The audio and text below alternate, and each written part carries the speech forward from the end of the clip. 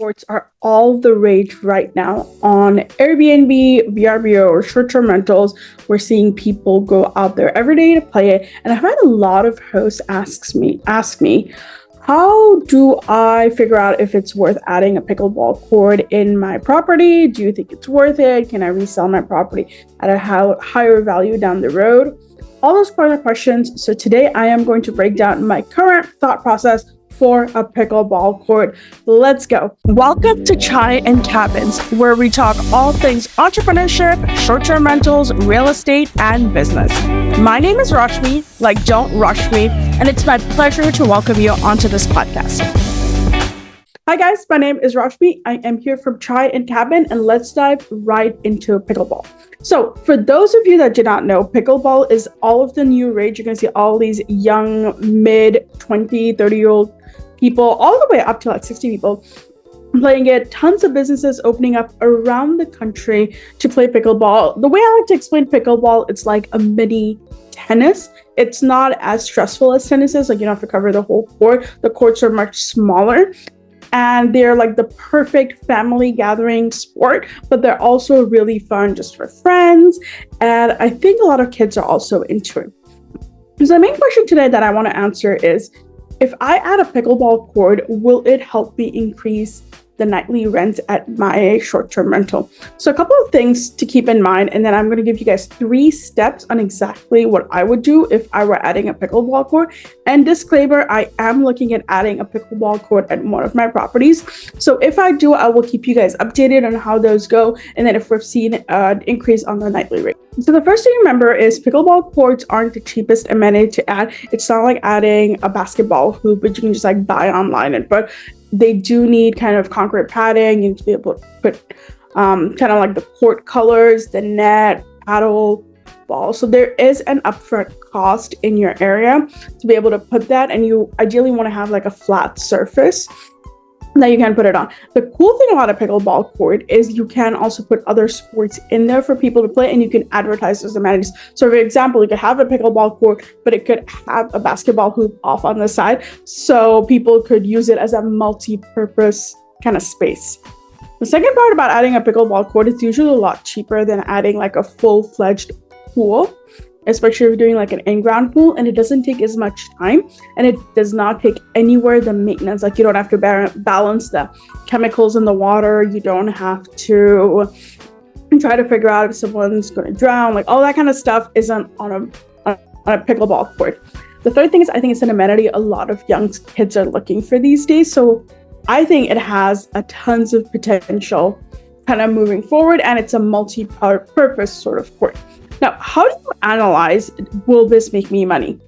The first thing I would do is go into Airbnb or however it is that you comp properties in your area. You could literally just go to Airbnb for your area and look to see if anyone else has a pickleball court. You can find comps in your area and try to see if you can find historical data on them, or even if you're looking at future pacing data, look at how booked their property is versus some other people's properties that don't have a pickleball court. You can kind of do an A/B comparison and see, is this going to be worth it for me?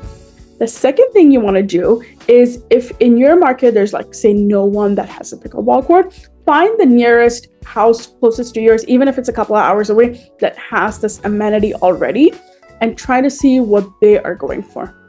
And the third thing I like to do, which is my favorite way to do it, is I literally call people who have a pickleball court business, like they put pickleballs in for facilities, for a game, and I just go, hey, like I have an Airbnb, thinking about putting a pickleball court in, what do you think this would make? And they'll actually give you really good data. I will share that I actually asked somebody in my local area how much a pickleball court would increase my nightly rentals, and they said about $150 a night. And if you can do that, say for even 12 nights out of the month, it almost pays for itself in terms of the additional cost you're getting over the course of 12 months. So I like that number. It works in my area. I am still debating whether I am going to get it or not, just being honest here. A lot of things kind of, I hear the ideas, I'm like, ooh, that sounds pretty cool. I think that'll be fun. But the best way to always get data is from current operators who already have that amenity in their market. The one thing I do want to be very clear about, if you guys are thinking about putting a pickleball court in, make sure your neighbors are cool with it. Now, if you live in, or if you have your Airbnb in a subdivision that has like tons of little homes, a pickleball court is pretty loud, you guys, and neighbors could get really, really annoyed. The only properties I'm considering, they have acreage around them and they're kind of like protected from all sides. So you want to make sure that you basically put in a space where other people can't hear it, like only the people renting that home hear it. Again, it's all about being a good neighbor and making sure we're protecting our property, and you don't want to get your permit suspended because you put in a pickleball court. I do really like the versatility of the pickleball courts. You can have like basketball, you could probably even do badminton on it, and people can just run it, to run laps. And I think it's obviously a lot cheaper than putting like a full in-ground pool. And it's something that's unique, different, and I think it could really capture a bunch of bookings, provided it's in the right market. The other thing to make sure is look at your target audience. Like if you are a studio cabin that's for honeymoon couples, a pickleball court may not be the right amenity because it is more of a family-friendly activity. So I would recommend, if you have a property that sleeps 10 people plus, even 12 people plus, like the larger properties, this is an amenity you want to put in there. The other thing you want to be careful about, again, going back to the neighbors, is if your neighbors are also short-term rentals and they're hearing pickleball courts go off from yours and they can hear it in their Airbnb and their guests get annoyed, that's going to be another reason they're going to be like, hey, we don't want this in our neighborhood. So you want to be very careful. And kind of the third or fourth way, I lost count already, to analyze if a pickleball court will work in your area, especially if you live close to big cities, is there are pickleball courts that are opening up kind of around the country, especially in major cities. I would literally go to their website, I would call them up and say, how often are you guys booked? I would even go walk the place and see, like, are they busy on a Friday night? How many people are out there playing? What is the average rate?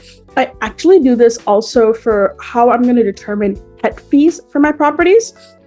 And so what I tend to do is call up like overnight hotels for pets, and I ask them, hey guys, if I wanted to put my dog or my cat up for the night, how much is it going to be? And they're usually like, it's $100 or $200, right? And I go, okay, so if it's $100 or $200 there, if I charge $100 pet fee, the guests can bring their pet with them and they'll pay the fee, right? Because they have to pay the fee regardless.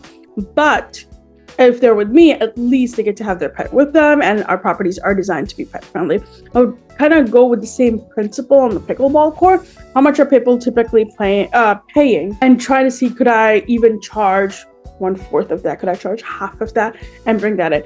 So there are these are some of the ways I'm thinking about right now about how adding a pickleball court could increase the amenity at your Airbnb. Let me know if you guys have any questions, and as always, don't forget to hit that subscribe button, and if you have any other questions, drop them in the comment below and I'll do another video.